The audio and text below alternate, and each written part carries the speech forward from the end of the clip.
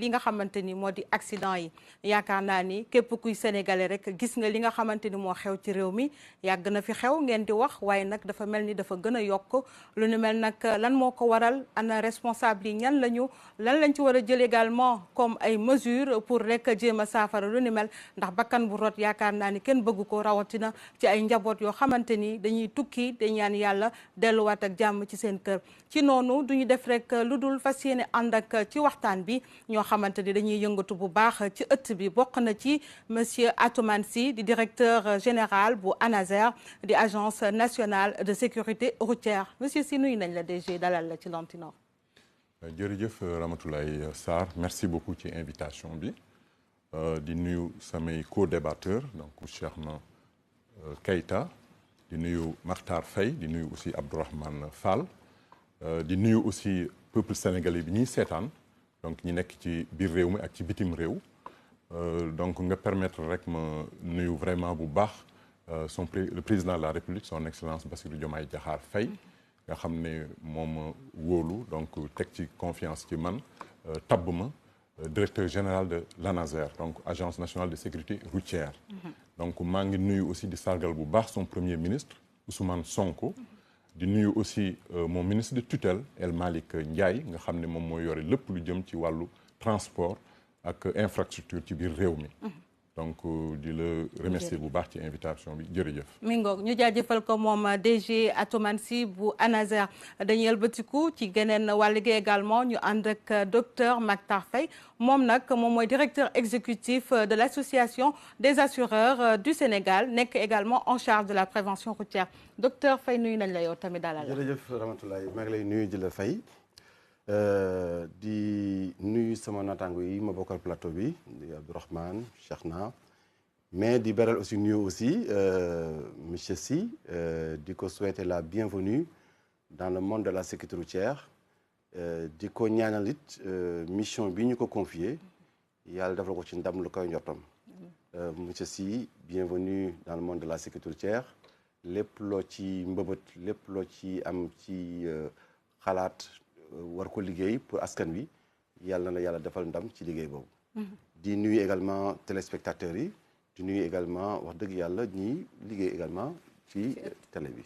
mi ngoog ñu jaajëfal ko moom docteur Makhtar Faye dañuy ëlbatiku ci beneen gan gi muy rek Cheikhna Keita moom yaakaar naa ni miin ngeen ko bu baax ci plateau yi moom nag mooy président bu mouvement national des policiers à la retraite tout corps confondu monsieur Keita yooyu nuyu nañ la dalal la ci émission Lantinor. ñu tàmbalee wax bisimilah rahmaani rahim Ramatoulaye Sarr di lay nuyu di la jox sa jaay wàccuwaay di nuyu ñi ma toogal ci plateau bi ku ci ne di la nuyu di la jox sa wàccuwaay. yaa ci biir nuyoo bi it ma beral ko ñi nga xam ni yëpp muy alkaati bu retraité ak bu retraité wul yëpp en activité di au passage muy nuyu aussi le ministre de l'Intérieur de la sécurité le général Jean-Baptiste Tine ak le directeur général de la police Mame Seydou Ndour et le directeur de la sécurité publique di wax ni di nuyu tous les spectateurs di wax population yi ñun de yegg wuy fii nañ tey ci émission bi pour wax ñaan suñu xam-xam ci li ñu xam ci li ñuy def ci jéego yi ñuy def bi ñu nekkee police muy fanweer at ak juróom di dox ci télé bi di def sécurité di assurer sécurité des personnes et leurs biens te lan la ñu war a xelal suñuy doom suñuy jarbaat ak ñi nga xam ne ñoo leen jiitu ci police bi te yaakaar naa ne di ñaan yàlla lépp lu fi génne yàlla na nekk njëriñu population bi ba nga xam ni ñi ngi jëm ci événement bu rëy muy màggalu Touba. di ñaan yàlla képp ku jóg na nga jóg ci bisimilah rahmaani rahim yegg fa alhamdulilah dellu si waat alhamdulilah rabil alamin mu ñu def zéro accident routier zéro accident mortel zéro accident corporel. yëpp daal ñu ngi ko ñaan yàlla bu subhanahu wa taala. amiin yaa rabbal mi ngoog suñu beneen gan gi nag yaakaar naa ne dégg ngeen ko ci bande annonce bi doon jàll Gora Khouma lañ ci annoncé woon muy secrétaire général bu union des transporteurs routiers du Sénégal waaye mu am gant ndax rek ci benn liggéey gu mu nekk rek ba ci noonu sax ki ko fi toogal di rek moom it Abdourahmane Fall sotti ci ak def ci la ndax ñoo bokk kuréel moom Abdourahmane Fall moom nag mooy chargé des revendications ci kuréel boobu ñu duppee union des transporteurs routiers du Sénégal Abdourahmane nuyu nañ la yow tamit. waaw asalaamaaleykum wa rahmatulah ñu ngi lay nuyu bu baax di la jox sa wàccuwaay di nuyu suñu mbokk yi ñu bokkal plateau bi le directeur général de ANASER ñu ngi koy nuyu di ko ñaanal yan bi woyof ñu koy ñaan réussite totale si li nga xam ne moom lañ ko dénk di nuyu notre doyen Cheikhouna Keita di ko jox wàccuwaayam di nuyu le directeur Matar Faye di ko ziare waaye di nuyu ñi ñu fekk si kër gi di leen jox seen wàccuwaay waaye di nuyu ñi ñuy seetaan te nekk ci secteur bi waaye ñuy nuyu aussi suñu mbokk chauffeur yi nga xam ne tey ñoo ñu jox confiance ba waral ñu ñëw toog si plateau bi di waxtaanee li nga xam ne ni tey moo concerné képp kuy doomu aadama muy sécurité routière kon li ñu dëgmal muy màggal gi ñu siy ñaan yàlla yóbbu ñu si jàmm dellu si ñu si jàmm waaye ñuy ñaan zéro accident. yomb na yàlla mën na ko yàlla nañu ko yàlla defal. jërëjëf mi ngoog nag plateau bi noonu la tëddee du ñu def lu dul dellu si ci li nga xamante ni ñoom ñoo fi amoon ci xew-xew ci rek accident yoo xamante ni ay bakkan rote nañ ci la ko waral ak yooyu yëpp tamit ci conseil interministériel bi nga xamante ni moom premier ministre Ousmane Sonko jiite woon nañ ko du ñu def lu dul rek ànd ak régie muy Moussa Mané ak Aram Ndaw suñu naataango. ci weer yi passé nemmeeku nañu ay accident yu bari ci biir weeru juillet sax am na benn boo xamante ne nemmeeku nañ ko fële ci Ndande ci région bu Louga mu nekk benn accident bu méttee métti ndax benn bus ak benn camion ñoo daal di accidenté daal di def ay nit yu faatu waaye am tamit yéen ñoo xamante ne dañoo am ay gaañu gaañu ñooñu yëpp ñu daal di leen yóbbu fële ci hôpital régional bu Louga.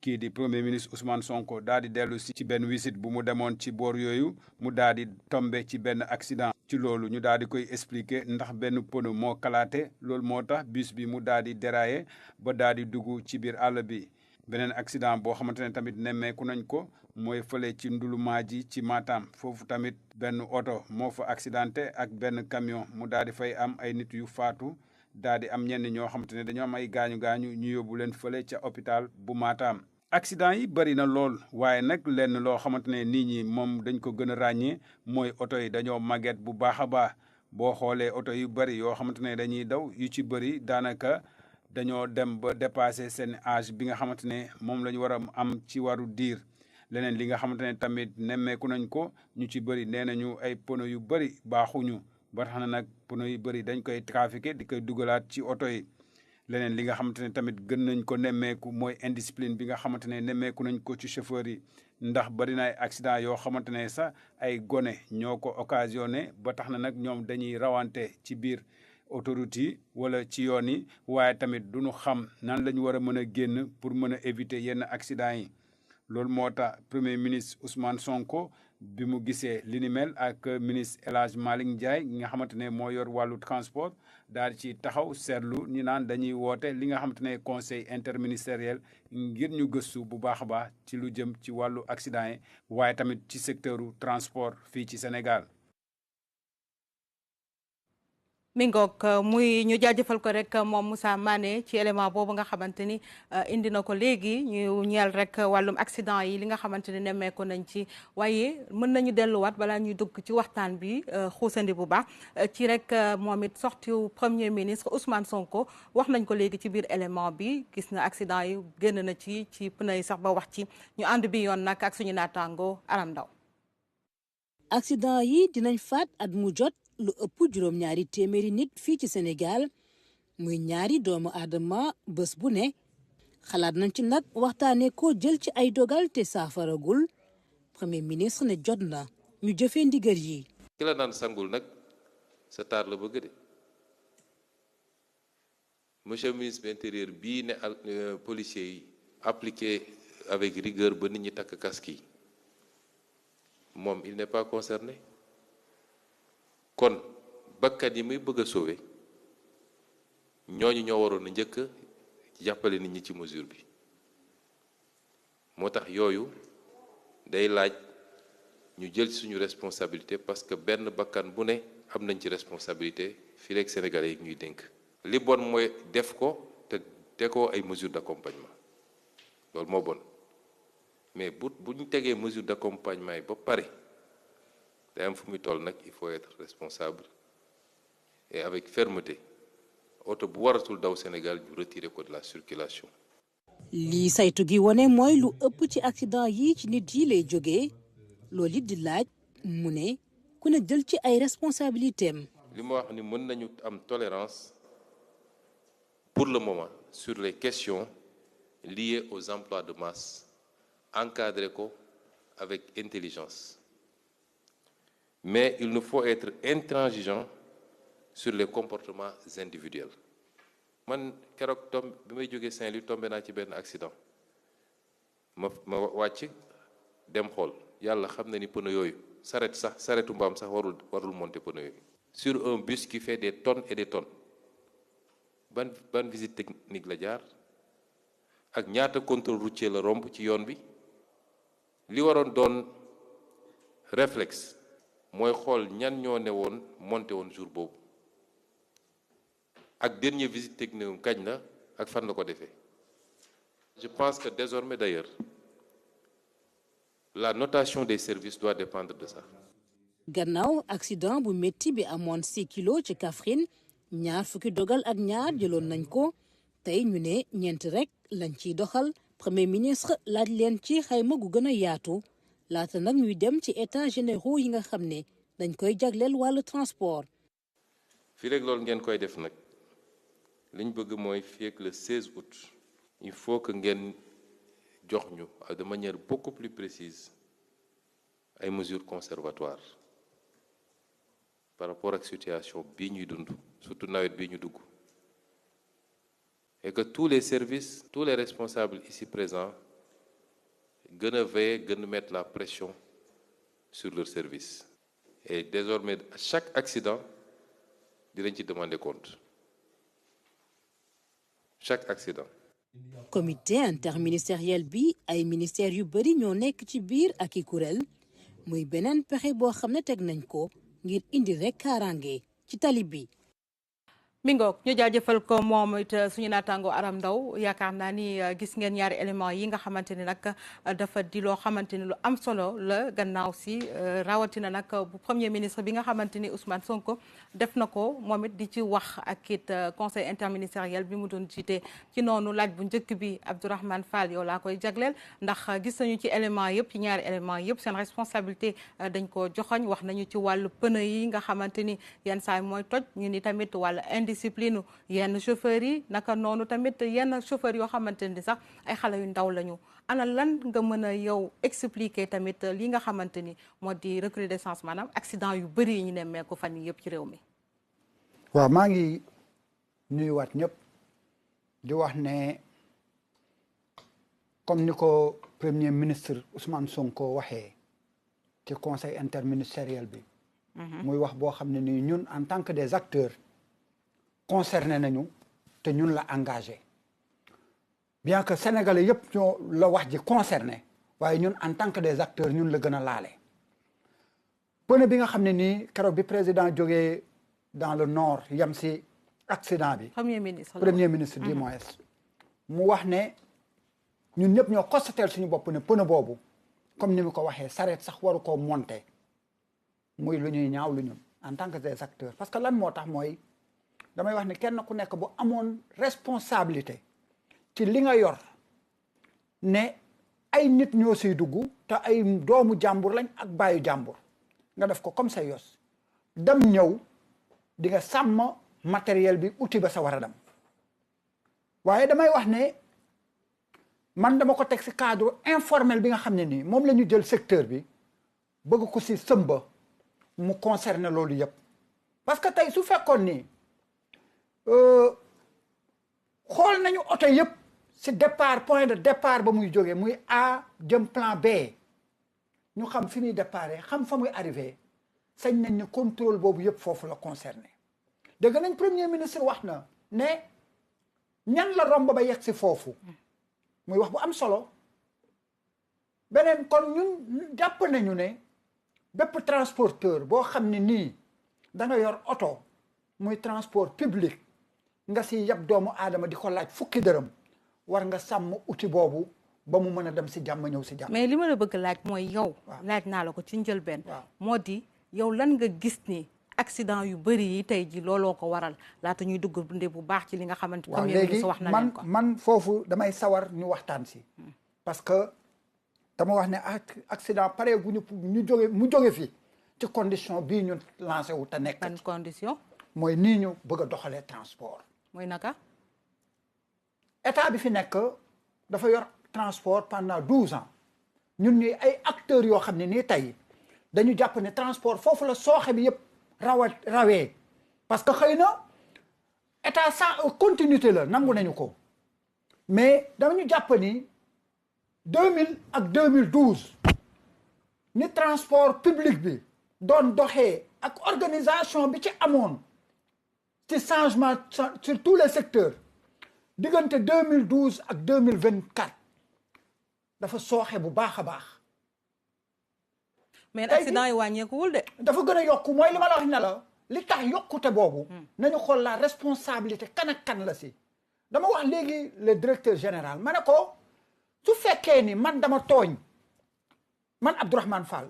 yar bi dalatul sama kaw man kenn waaye tout un secteur lay dal bu boobaa y a un problème. nangu naa nag lii borom premier ministre wax si ne à partir du le 16 nañ leen tegal programme yoo xam ne nii bu accident amatee dinañ ubbi un enquête profondeur pour ñu xam les responsabilités lu si waar ñu teg ko ci loolu ñun dañ koy nangu waaye tey dama lay wax ne la condition boo déggee li tax ma ne la pareeguñu pour accident jógee fi si condition yi fi nekk xëy na dañuy dalal suñu kilifa gi muy gan ci kër gi dama wax ne ki mi remplacé man mus naa toog poser ko benn question si ne diggante Koumpentoum ak Tambacounda c'est 100 et quelques kilomètres taliba amul fenn fu ñu lay wan panneau de signalisation bu doodaan bu ligne continue bu virage. mais Abdourahmane foofu sori na. foofu sori na. waay man vétusté yi laay njëkk wax ndax yéen ñii transporteur routier yi. yéen a yor oto yi ñuy dawal. waaw oto yi da nga ciy gis oto boo xamante ne amaana dépassé na âge bi. avant ñuy ñëw ci panneau de signalisation. et tout ça âge bi maanaam oto yoo xamante ne tey jii seen diir romb nañ ko ñi ngi am ay nangami at ba pare di ko ni dawal da ngay gis dama la laaj da ngay gis waa xaaral baal ma dama lay laaj ndax oto yu fi dugg da nga gis benn oto bu ñu def waat ne si Sénégal ne protocole bi wàccee oto bi ci réew mi su fi oto bi dafee 15 ans wala 20 ans dafa war a dem fourrière. il faut que ñu wàcc ñu bind ko. yéen bu ngeen xam nga bu ngeen di dawal benn oto te ngeen gis ne oto bi nekkul en état. est-ce que yéen seen conscience war na leen may ngeen ciy dugal ay passagers bay voyager ak ñoom. noo tuddee ne oto bi nekkul en état. mais parce que dañ koy gis muy oto yoo xamante ne tey jii. organes yi. mooy loolu. loolu moom dañ koy gis ba taay mais da ngay gis yenn saa passagers yu ci dugg. nga ni ñii ñoom xanaa bëgguñu seen bakkan sax. chauffeur ba tamit ci kanam mais loolu laa wax ma ni yéen est-ce que seen conscience may na leen sax ngeen dugal ay nit ci biir oto yu mel noonu oto yooyu dinañu ñëw ba tey ci li nga xamante ni premier ministre wax na ci wàllu visite technique et tout ça mais avant ngay ñëw ci panneau de signalisation yaakaar naa ne en amont la ñu war a commencer. waaw léegi ma laaj la visite technique ba oto bi dem ba ñu passer ko visite technique. est-ce que le chauffeur moom moo jox boppam visite technique. da yow yaa may laaj man maa lay laaj fi mu nekk nii nga tontu. léegi da nga maa bëgg nga wax ma yow ci état oto yooyu. waaw lan nga ci wax. man dama wax ne bépp oto bu màgget. boo xam ne nii gis nañ ni lii waratul def transport public. waaw ñu génnee ko si raaya bi. waaye nan lañ koy dindee dama la ko wax. xam nga tey bam dama lay wax ne la on vit dans un secteur boo xam ne nii. néew di doole yi dañ ci bari. ma wax la ko mu leer. bi si topp mooy tey jii supposons.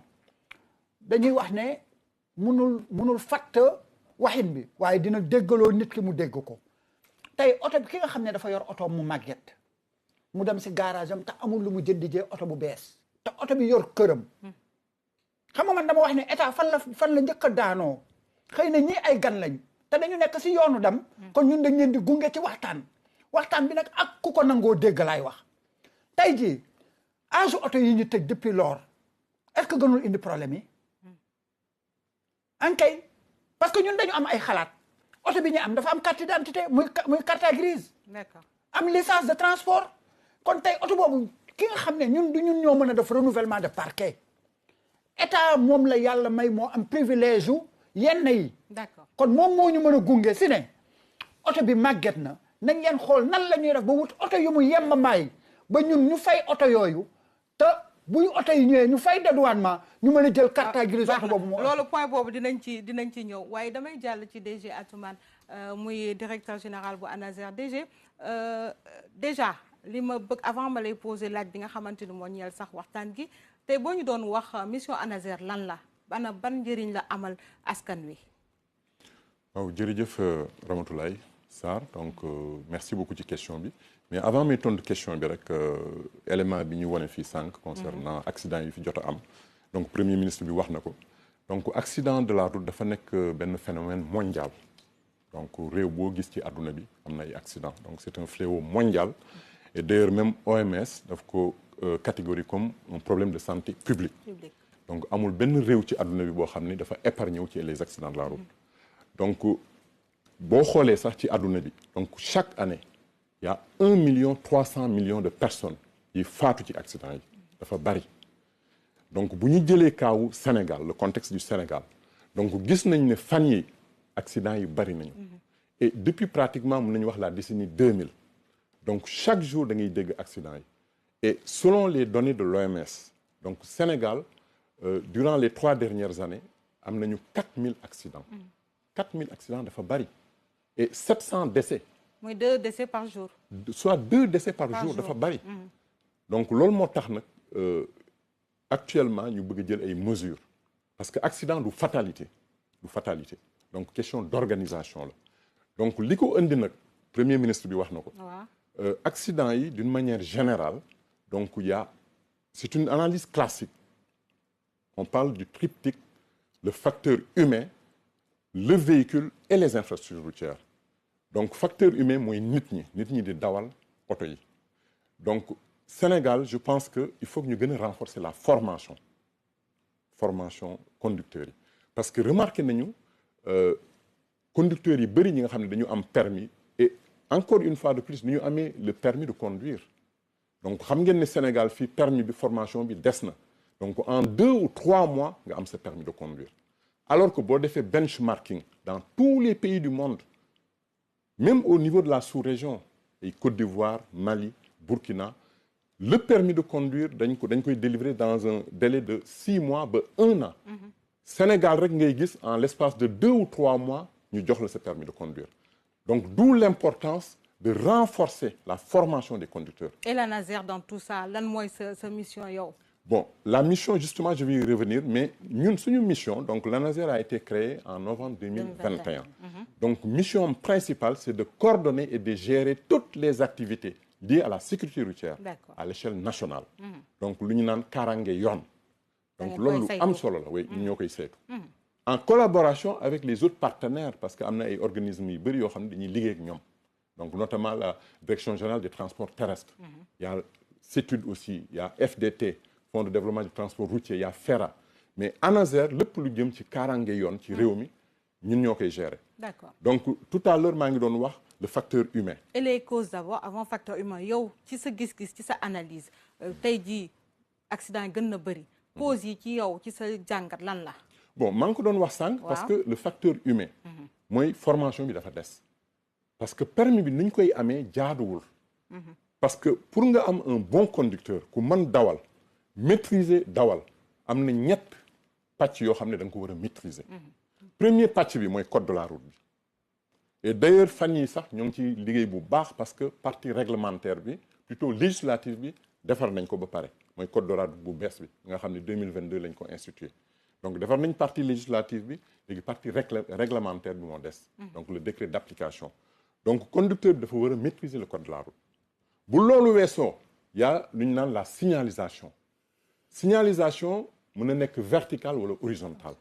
donc signalisation verticale mooy panneau yi ngay gis ak les feux mais malheureusement dañu constater Sénégal nag panneaux yi bariwuñu feux yi bariwuñu loolu aussi ça pose problème.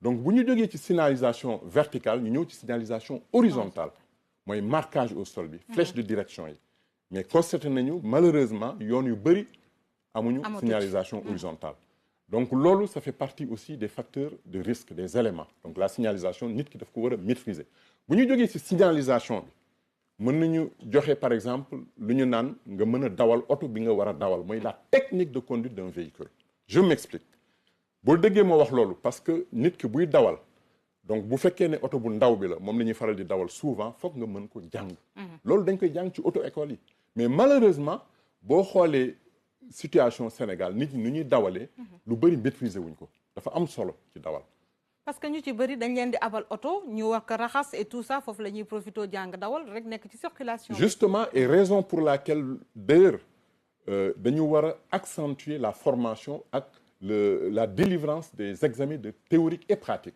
Parce que gis nga service des mines examen théorique bi dañu koy délivrer dafa yomb.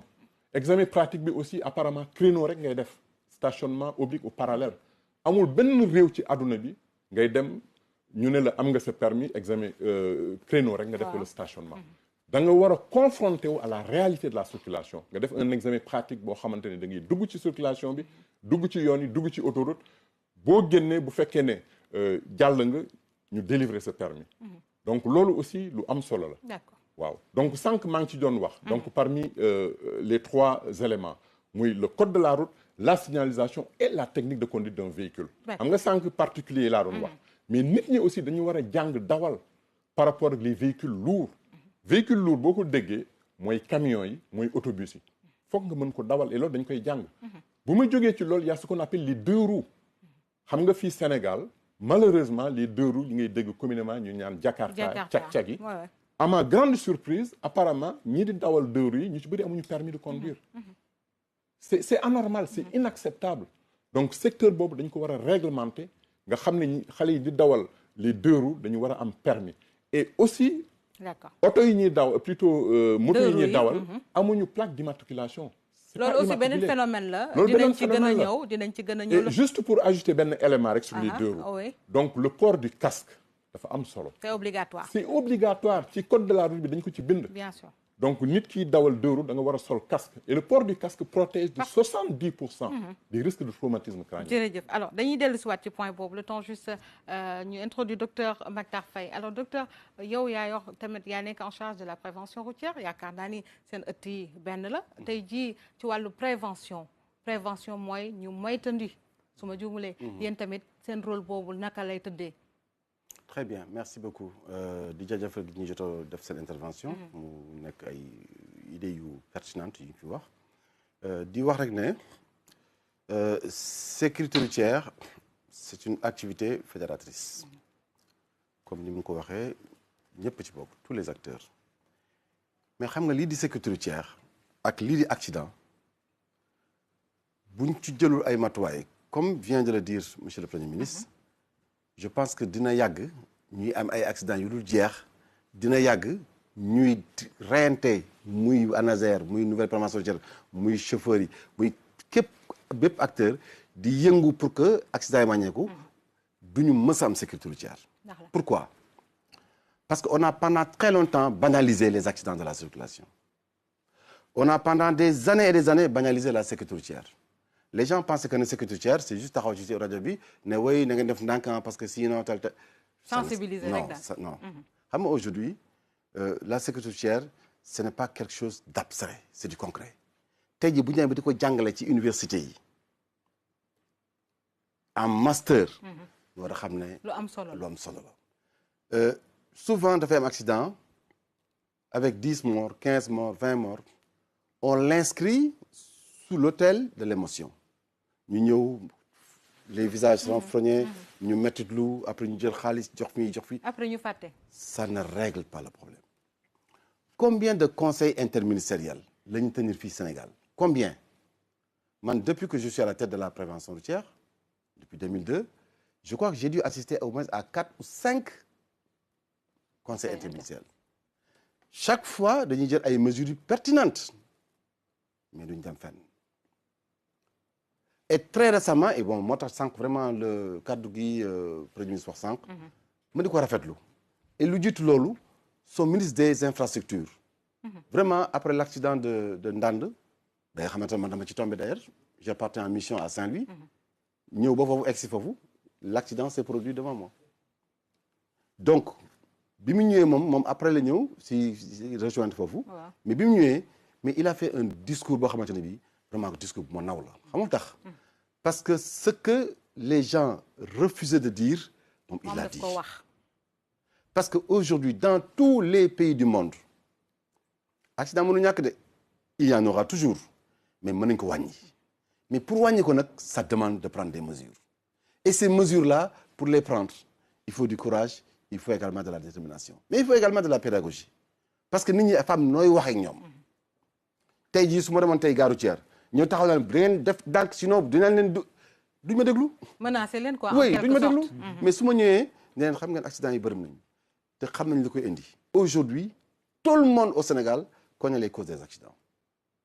Quelqu'un l'a rappelé ici, je pense que c'est le DG ou ces trois-là, muy facteur humain, muy également l'espace routier et le problème technique, c'est-à-dire l'élément technique.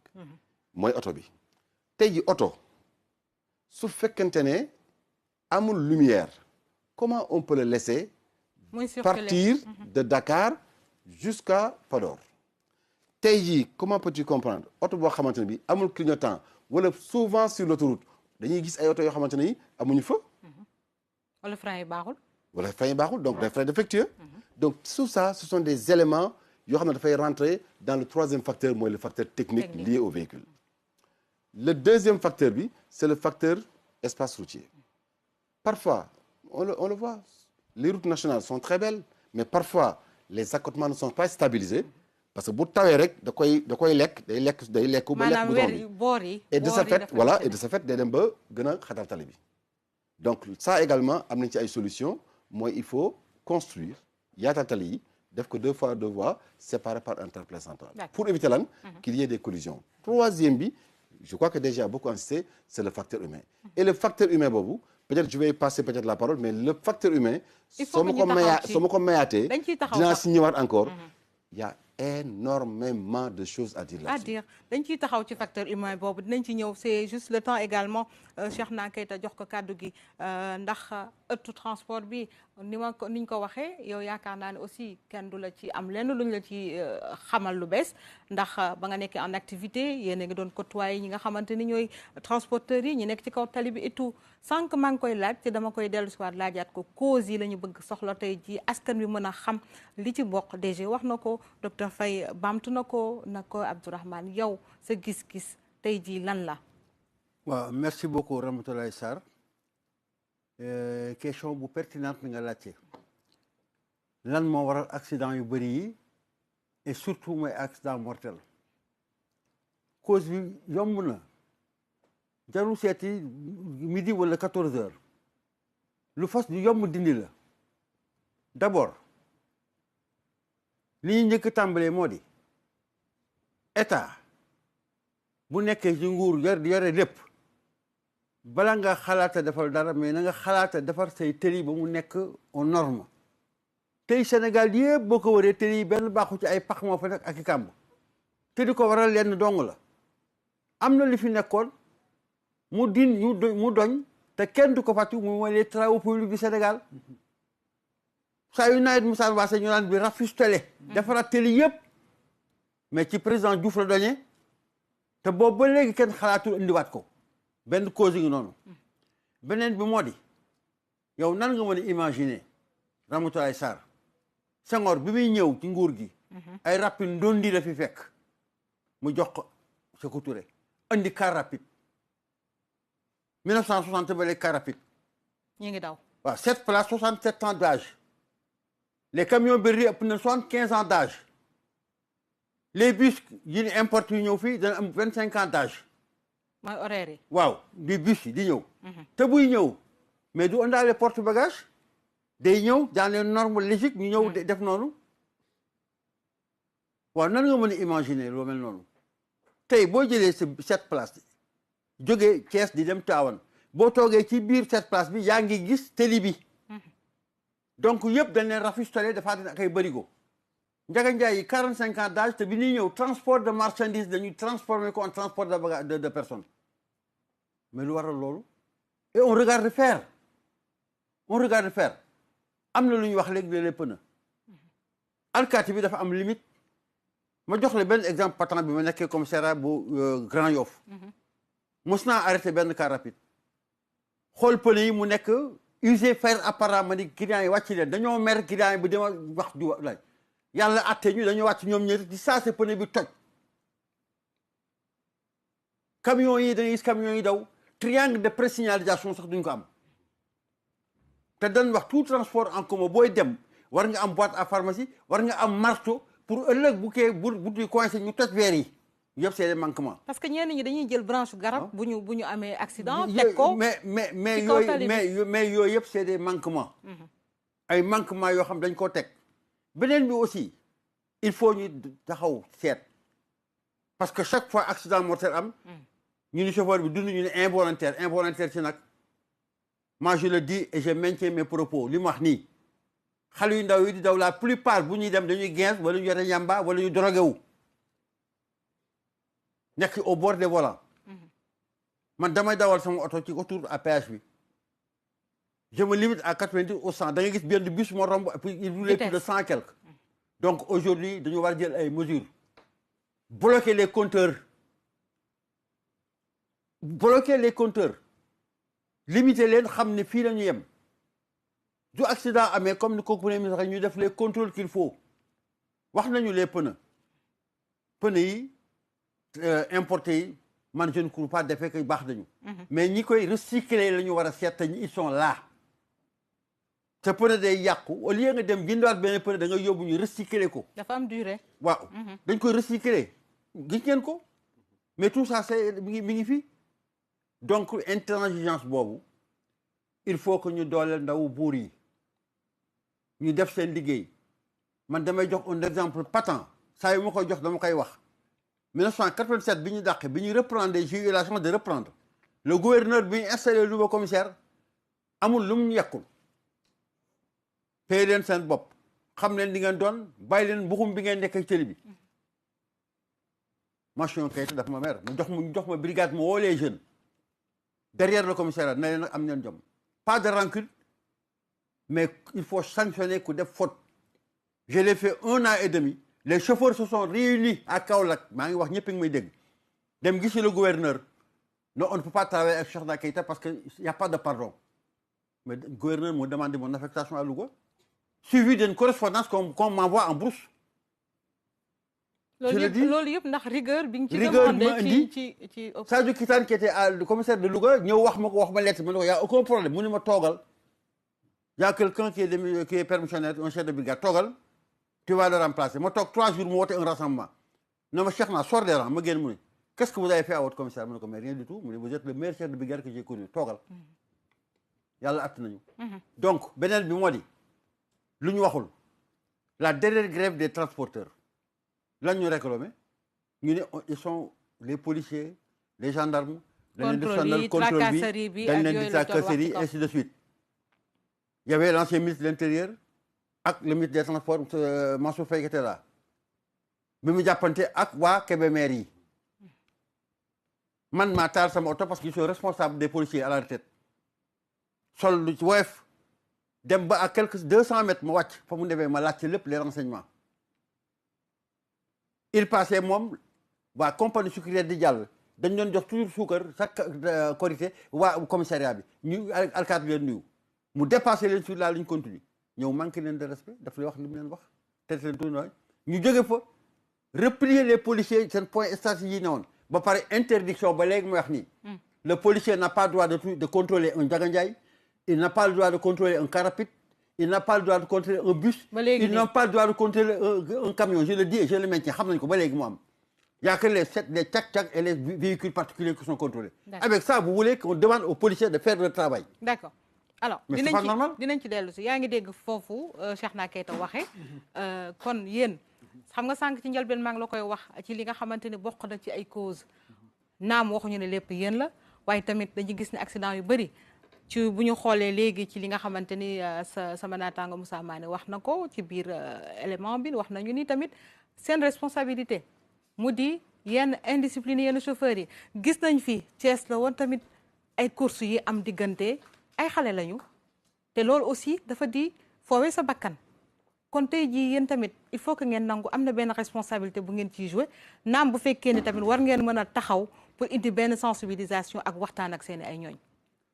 jërëjëf may delluwaat di wax ne d'abord man en tant que un acteur te je sais que qui compte gënuloo ma am information de ce qui se passe sur la voie publique qui compte nag laa wax chauffeur bii ñëw taxaw jëfandikoo lu ñuy tere te war a toog si kanamu direction man gisaguma ko te bu ma ko gisoon dinaa ko am nu ma ko réglé man je ne suis pas le force de l'ordre waaye je suis un responsable nangu nañ nag ne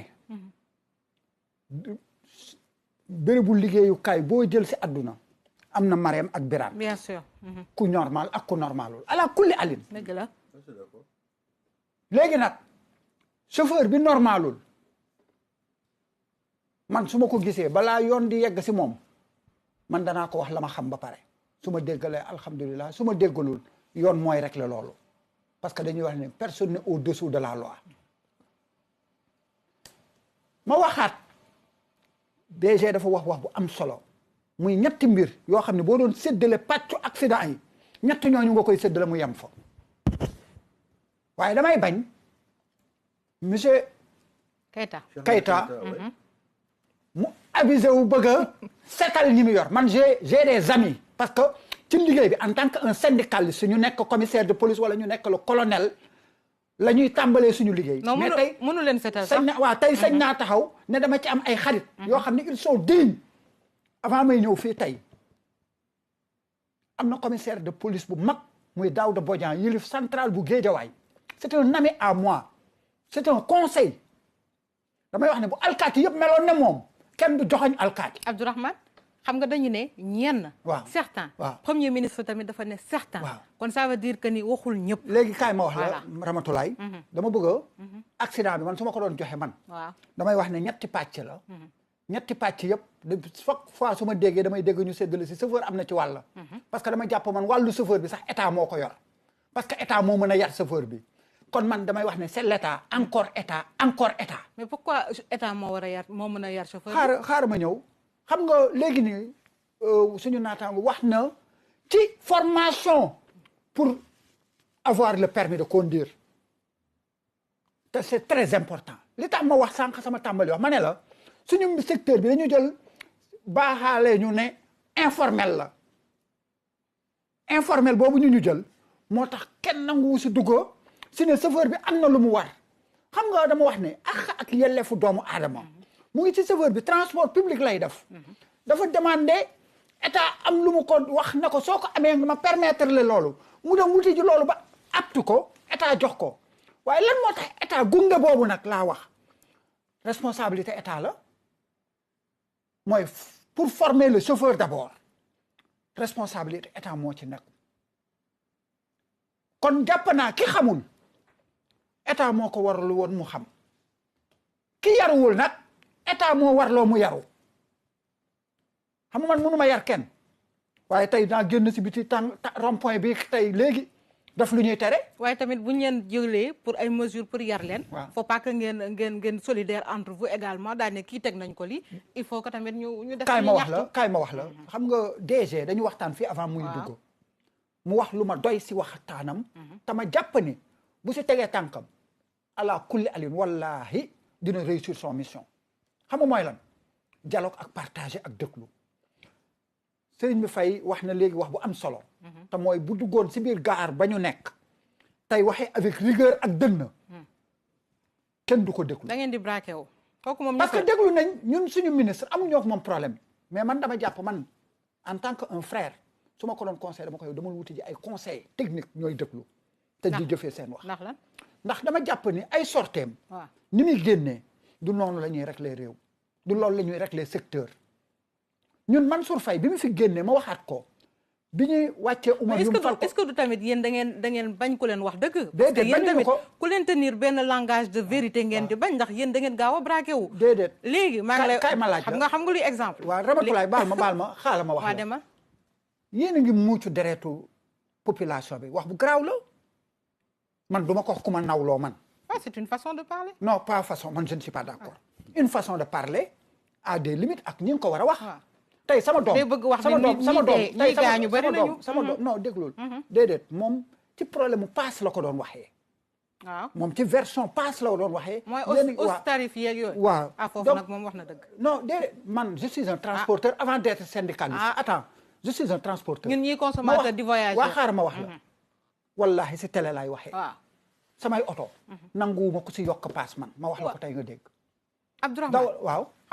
xam nga bëgguma sax mu nekk kii man ak yow mais dama lay bëgg wax ni ñun ñii tamit. waaw ay acteurs lañu dañuy tukki. waaw dañuy jël oto yi. waaw li fiy xew tamit xam nañ ko Sénégal gii la ñu nekk. waaw li fiy xew lan la. waaw saa bu événement amee. waaw ñi ngi jëm ci màggal bi ci fan bu neexee yàlla. léegi nga gis ñu commencé aj prix yi. aj prix mais loolu tamit bu ma ne comme nan yow. déedéet mooy li ma lay leeral. dama bëgg mu leer sa bopp bu fekkoon da ngay dem Touba damay jël rek exemple. nga war a fay en temps normal 5000. tey jii da ngay gis ñoo xamante dañ la naan 10 000 wala 8000 francs. am na wala am ki la fayeeku 8000. mais dama ne am na wala am. waaw am na. mi ngo am na naka noonu ci yeneen bërëb léegi dama lay laaj. léegi ngeen bëgg ministre bi du wax ak yéen. waaw non ñun terewuñu mu wax ak ñun. waaye am na nu muy waxee ak ñun dama la wax ne la. man du ma gis sama bopp mukk si wax. soo ma waxee dëgg. ma waxaat ko mu leer. d'accord léegi nañ dellu si waat rek. léegi nag dama bëgg ñu xam ne ñun secteur bi responsabilité yi nga xam ne accident dama la wax léegi te nangoo goo dégg parce que dafa am des routes yoo xam ne fa la accident yi régulier woo. muy la route de Tamba muy la route de Saint-Louis. d'accord te ñaari route yëpp dafa am problème ñun am nañ ci wàll nag xam nga lu tax ñu am si wàll. mooy machine ba ñuy monter appareil bi ñu ciy monter war nañ ko segg ñun balaa ñu koy monter suñu responsabilité la.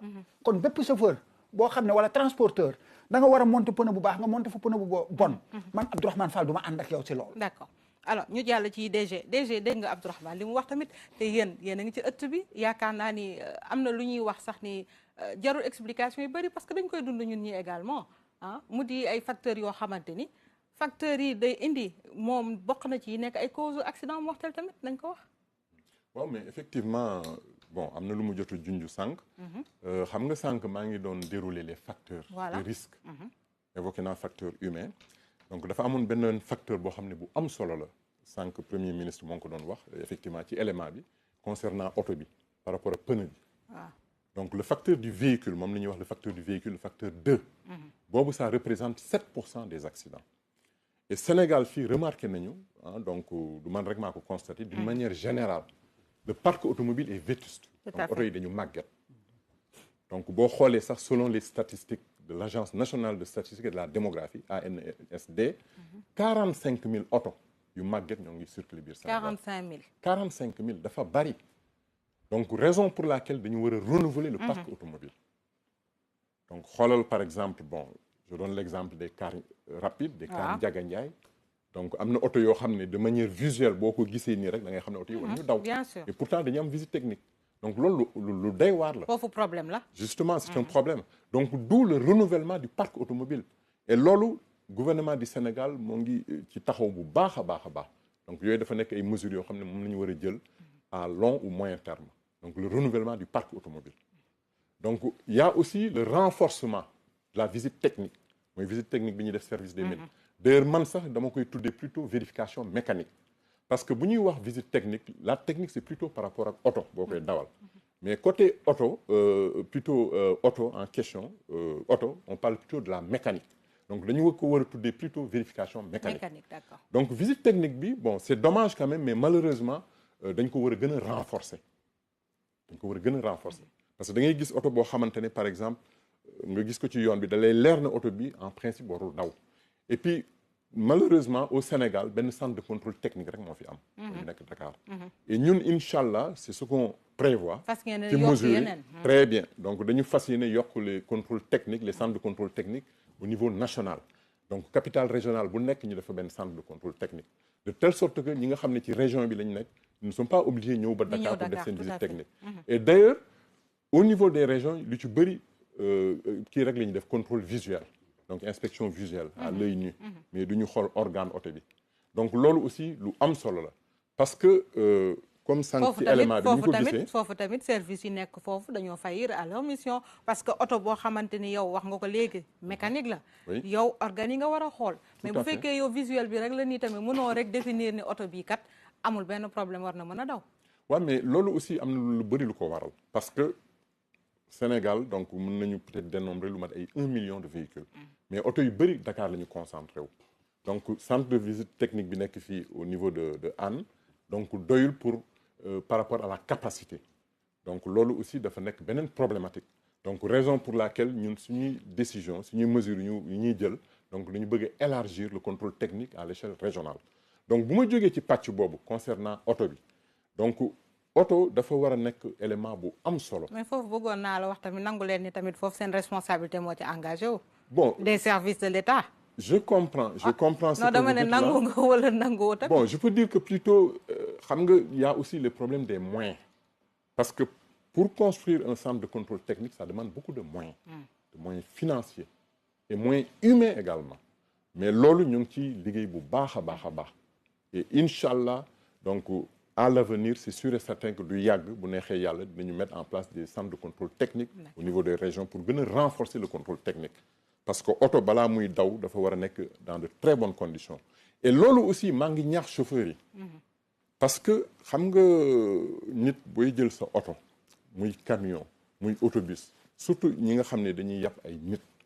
Donc dafa am solo avant ngay jël départ nga def une visite visuelle un contrôle visuel moom la ñuy wax une inspection visuelle nga wër oto bi xool frein yi for amortisseurs yi pour rétroviseur extérieur intérieur pneu yi aussi parce que loolu mën na la aar parce que boo xoolee accident bi amoon 6 kilos. 6 kilos. nee nañu ça a été occasionné par le pneu bi moo éclaté. Tout à mais fait. chauffeur bi par exemple yow nga xam na nga ne da ngay daw ay kilomètres kilomètres lu mat 3 heures 4 heures de temps mais balaa ngay dugg sa oto baax na nga def une inspection visuelle des pneus boo ci détecté benn défectuosité muy mineur muy majeur di nga ko mën a réparer avant ngay jël départ. Donc raison pour laquelle man dans ma vision samay orientation am na benn règlement boo xam ne bu ñu tuddee vérification avant départ. D'accord. À chaque fois que avant ngay jël sa oto nga xool sa oto xool tous les éléments ak benn fiche boo xam ne da nga koy noter. loolu mën na aar lu bari pour accident yi. Donc man je pense que côté boobu dafa am solo. Donc c'est vrai bu ñu jógee ci facteur 2 bi mooy les véhicules qui représentent 7% des accidents wax nga fi sànq problème tali yi. Bon Sénégal c'est vrai gouvernement yi fi jot a jaar def nañu ay efforts yu bari ces dernières années ça il faut le reconnaître donc construire nañu ay routes ay autoroutes mais malheureusement ci axe Dakar Thiès Kaolack Diourbel Touba rek la yem. À l'intérieur du pays il y a pas beaucoup d'infrastructures routières. Donc ñun Inch'Allah dinañu renforcer les infrastructures routières et l'environnement routier. Donc bokk nañ suñu programme. Et aussi beneen aspect parce que dañu constater les routes nationales dañu xat. L'emprise de voie c'est 6 mètres. Alors que day am espace yoo xam ne dañ koy bàyyi ci côté yi aussi. Effectivement emprise voie bi 6 mètres la. Mais ñun dañu envisager élargir les voies mu nekk 2 fois 2 voies en sens inverse. Parce que souvent la nuit et la plupart des accidents guddi lay am. Et boo xoolee les routes nationales bu fekkee ne da ngay jàkkaarloog benn camion buy ñëw waaw loolu dinaa ci ñëw. booy jàkkaarloog benn oto en sens inverse bu fekkee ne camion la étant donné que route bi dafa xat tu as tendance à se rabattre ci accotement bi pour moytu ko donc moo tax dañ ko war a yokk. Et puis aussi concernant l'éclairage loolu aussi lu am solo la. Parce que dañu constater l'axe Mbour Fatick Kaolack Kaffrine Tambacounda. C'est une zone accidentogène. Et puis yoon bi dafa lëndëm. Kenn éclairé wu ko. Donc ñun objectif bi ñu am donc toutes les zones accidentogènes au Sénégal parce que avec les recherches que j'ai eu à faire apparemment il y a 267 zones accidentogènes. Et Inch'Allah dinañ def le tout pour corriger ko. D'accord. Parce que aussi il ne sert à rien accident am ñu def ay enquêtes déterminer les causes alors qu'on ne fait pas des corrections. Tout à fait. Alors docteur Faye je pense que correction yi muy wax dafa di loo xamante ni c'est attendu très attendu même parce que bu fekkee yow yaa ngi bëgg a dawal ci zone boo xamante ni c'est pas éclairé du tout loolu non seulement dina favoriser accident nga boole ci yoon bu xat boo xamante ni bàyyi nañu au moins combien de centimètres ou bien ci côté yi loolu aussi ay facteurs la yoo xamante ni bokk na ci naam bu fekkee ne aussi dañuy pointer du doigt les transporteurs mais côté boobu mën nañu ne ñoom du seen faute aussi. Alors xam nga si ma njëlbeen wax. dama ne dans ce pays-là bon xëy na peut-être jusqu'à une époque assez récente dañu mës a banaliser accident yi ak sécurité routière. moo tax mënu woon am promotion. Ce qu'il faut retenir mooy c'est que la tâche de conduite est un acte social. te ñaari mbir yoo xamante ne yi moo ko ŋànk muy confort ak sécurité muy ci transport en commun yi muy ci yow particulier bi tey boo jëlee sa oto yëpp ci sa famille di dem Thiès amal nga leen confort ak sécurité ñoom bu ñu jëlee seen kaar yi dugal ci ay nit ña nekk ca ginnaaw xamuñu l'état physiologique du conducteur. Est-ce que dafa gëmmantu est-ce que dafa sonn xamuñu ko. donc ñoom ñi ngi wékk seen yaakaar ci conducteur bi. donc moom aussi moo leen jëlee d'un point A vers un point B ci kaaraange gu mat sëkk ak également confort boo xamante ne bi tey jii pourquoi les gens disent que ne di tàccu di applaudir Dakar Dem Dikk parce que c'est des bus neufs. am na wifi am na confort am na climatisation. loolu aussi mënoon nañu ko am dans le secteur également du côté privé.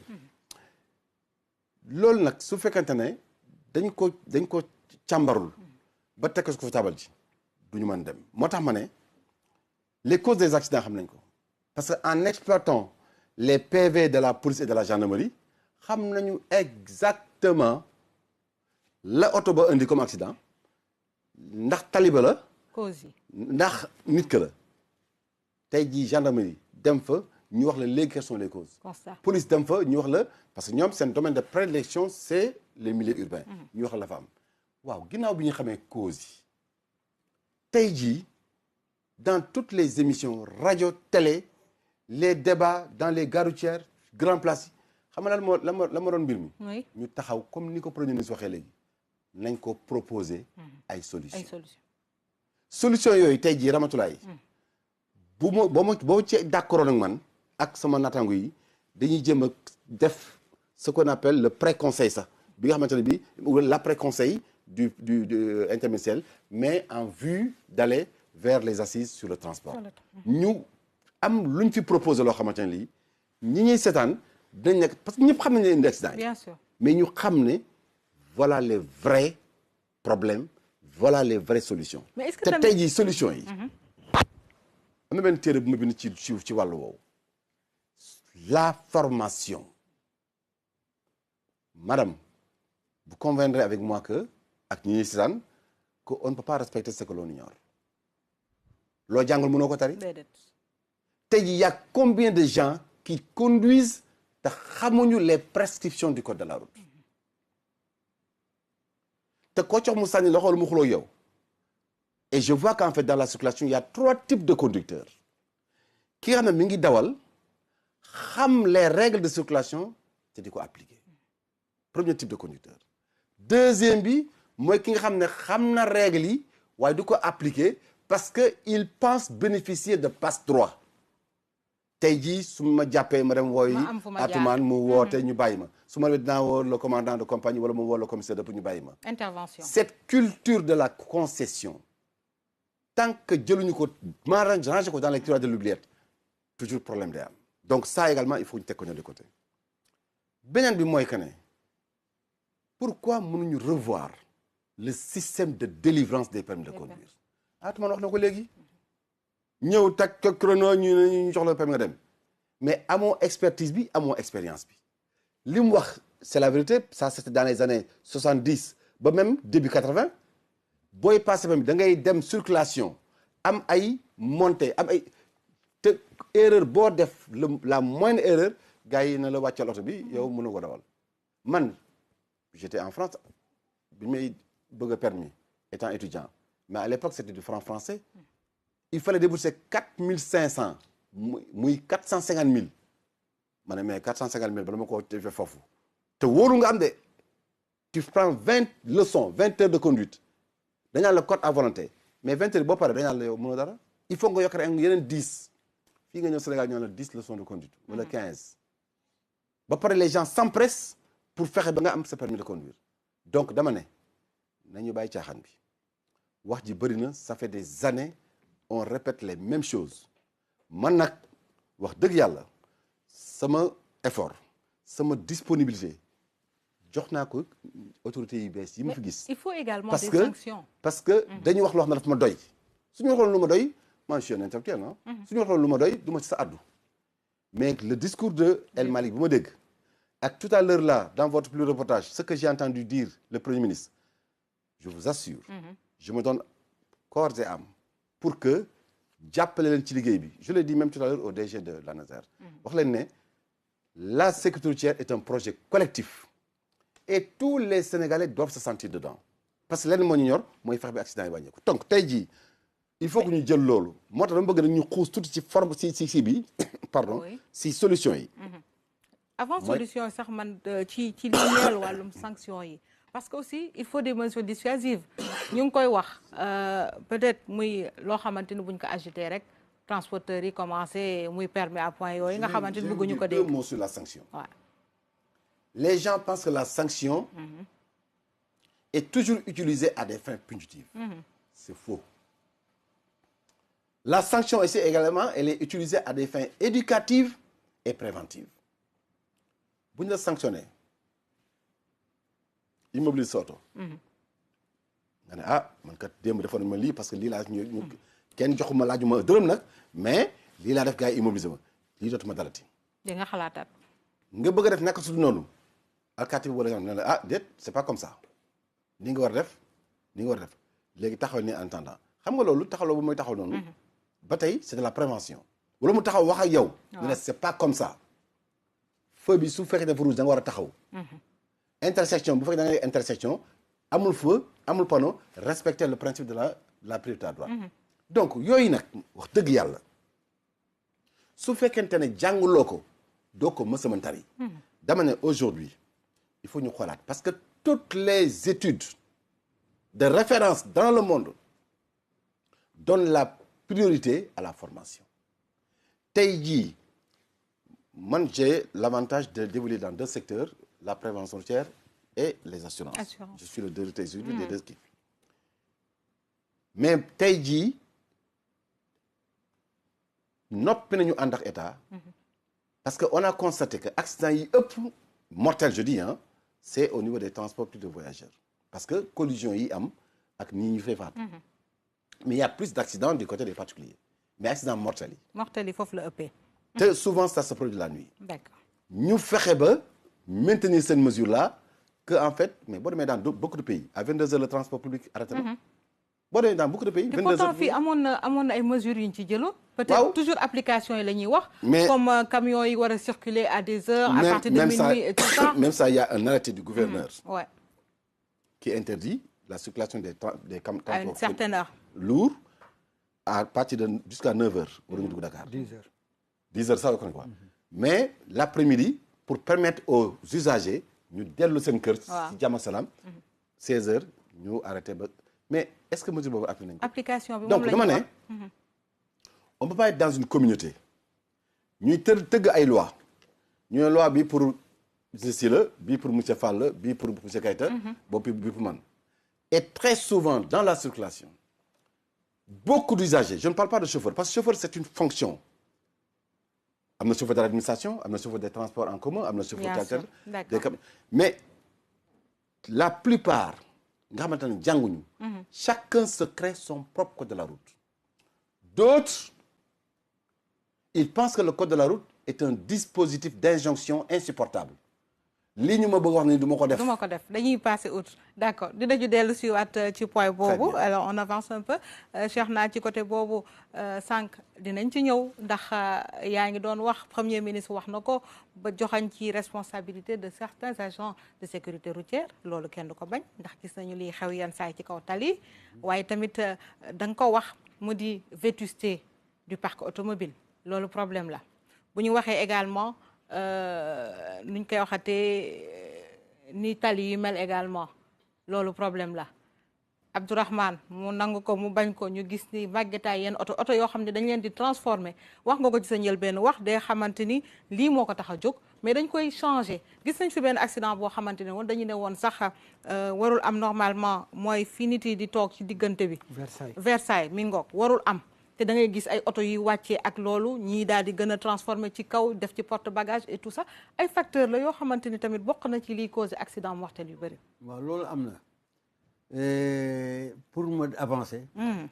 je vais d'abord dire pour wax li man alkaati laa def naa fonction bi pendant plus de 35 ans mais seetalu ba benn alkaati néew ma fii pour protéger benn alkaati je dis réellement li nekk ci man. te lii wax ni quand on est intransigeant dans le travail alors boo koy def dana foog ñu xeex la parce que bëggu ñu demee noonu amul yaakaar gi fii amul yaakaar dafa am ndimbal moo tax bu defuñu ko lu ñu koy def il est cité en exemple sax dañ koy cité en exemple. avant amul yaakaar Abdoulaye Gaye moo fi nekkoon Gaye était mon élément au commissariat central de Kaolack maa ko formé léegi lii mën a am moo di première mesure à prendre. waaw moo di man nga mën a imaginer nga ne alkaati bi dafa liggéey sa liggéey mu arrêté car rapide bi wala bus bi wala njaganjaay bi na ko jox ma sa visite technique mu présenté ko te yow xam nga ne les normes duñ ko jaaree car rapide njaganjaay bus war ñu am mënuñu am visite technique parce que nekkuñu dans les normes mais fu ñu koy jëlee ak nu mu demee fu ñu koy jëlee ak nu mu demee il faut mu leer beneen bi moo di comme ni mu ko waxee le permis de conduire là waxuma les jours école de mais boo demee ci garage yi ñu defee lavage yi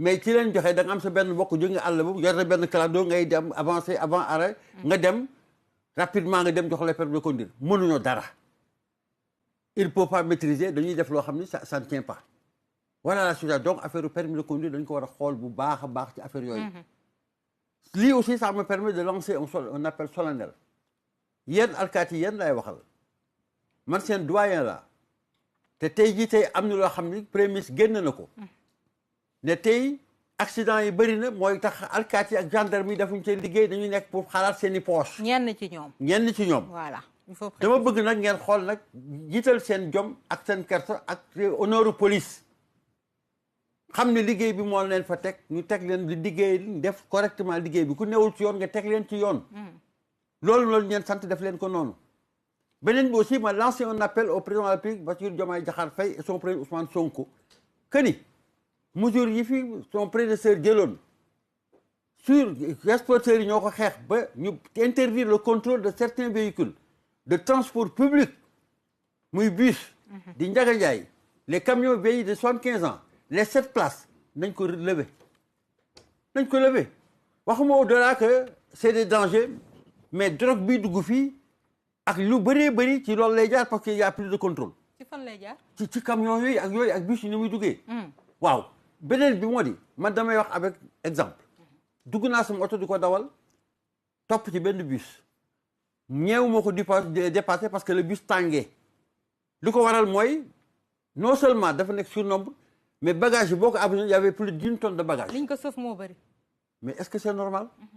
mais dañuy wax transport de passagers client bi buy dem sac la war a yore wala valise am na fu ñu ko dugal te am na véhicule yoo xam dañ leen teg pour transport de marchandises mais ñu dem foofu mais loolu ça ne va pas il faut ñu réglementer la situation ñu xam ne lii mooy yoon te lii ñuy def bàyyi alkaati bi ak gendarme muy def léegi ku deful lu dul yoon jaar fu ñu sanctionné ko loolu la ñu santaane ku deful lu dul loolu ñu santaane la ñu sanctionné la ñu ngi ma affecté le commissariat de Thiaroye le 5 septembre 1990 la ubbi ma jóge Louga ñëw dama yeestu commissaire bi xam nga on l'a rendu compte mu yóbbu mu marché bu bees ñu ngi may déglu dañ ma déglu y avait crime tous les jours car rapide ba wàcc ñu encerclé la 5 heures du matin 23 heures laa monté j'avais mon arme mais sa jatu kel laay roon di xeex ak ñoom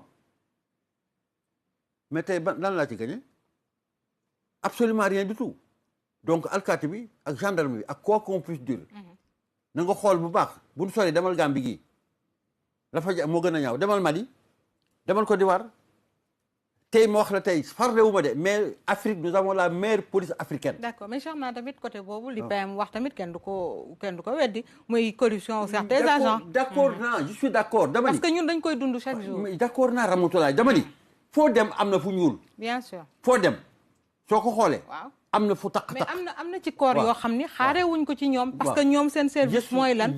jóg pour doxal yoon. je suis d'accord naa ci principe bi mais xam nga lu ko waral. jox naa la benn exemple au début. waaw ne 87 bi ñu dàqee ak le gouverneur bi ñuy installé ak wax jëm waxoon ma woo samay élément wax leen la mu leen wax lan laa ci jur. lu ma ci juree affectation boo xam parce que j'étais rigoureux mais donc intransigeance boobu loolu boo ko defee ñu ni waroo fi nekk. or loolu mooy kii parce que da nga war a liggéey tey mu ngi nii transporteur la mais xam nga est-ce que Ndiaga Ndiaye xam nga ne waru daw biir Dakar benn Ndiaga Ndiaye waru daw biir Dakar ñoom ñëpp ils ont des licences rouges. mais est-ce que ñoom ñi ngi daw Ndiaga Ndiaye est-ce que ñi ngi daw biir Dakar. ah ok interurbain waaw. man c'est vraiment sur les policiers dafa benn kafa bu gàtt la benn parenthèse. waaw policier la il va pas me démentir. xam nga si mesures yi nga xamante ne yi dañ ko war a appliquer dañ ko war a teg aussi nañu bàyyi police ak gendarmerie ñu def seen liggéey mais tey jii dafa mel ni c'est force de défense et de sécurité dañu xaw a découragé parce que su fekkee ne ñu ngi def seen liggéey au plus haut niveau ñu woo leen ne leen bàyyi lever le dispositif mais kooku fan ngay amee courage pour continuer moo tax ma ne il faut que ñu bàyyi leen ñu def seen liggéey correctement sinon après day am laisser aller et ça c'est pas ça ne joue pas en faveur de la sécurité. J'allais en venir. Oui. Avec la déclaration du Premier ministre xam nga man maay seen représentant ñu bëri dañoo daw ñuy ci pan mais doyen qu'est-ce qui se passe on a été humiliés et c'est pas nous tous donc aujourd'hui je vous dis Ramatoulaye et je le dis à la RTS ils ont installé le découragement entre des policiers et les gendarmes. Mais pourquoi découragement? Mais parce que pourquoi? Non, mais aujourd'hui Ramatoulaye laisse-moi terminer. Oui.